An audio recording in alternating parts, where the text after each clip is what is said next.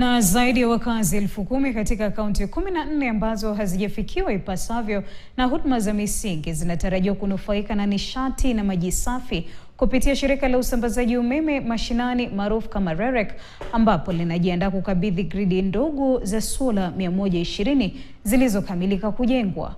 Akizungumza kwenye kamati ya seneti kuhusu nishati inayoongozwa na seneta wa Elgeyo Marakwet William Kesang, afisa mkuu mtendaji wa REREC Daktari Rose Mkalama amethibitisha kuwa tayari ameyatembelea maeneo 31 ya utekelezaji wa mradi huo.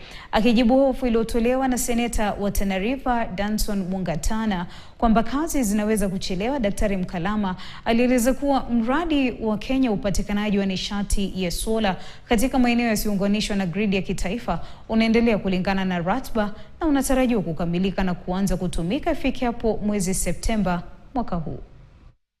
If you have sent people in 2026 to verify that this COSA project is on the ground in Tana River County, or are we pumping money that is just being eaten? It's a big project for the government. And because we are getting to the end of this project, I was proposing to her that even this committee needs to go down and see what the government is doing.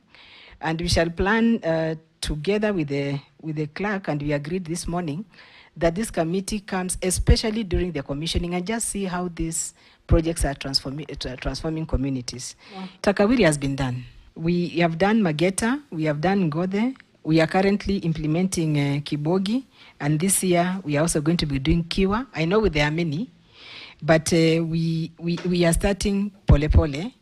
But we have also done one in Kwale Wasini, so we have started. So we are going to reach everyone. Chairman, I wanted to recommend that we need to clean up that affront to the Constitution, and that there needs to be an intergovernmental agreement between REREC and the counties where they are operating, because we don't want to stop them. And as Senator Mungatana said, maybe they can do a better job than counties. Unfortunately, they have no results to show. Washikadau katika sekta ya afya sasa wanasema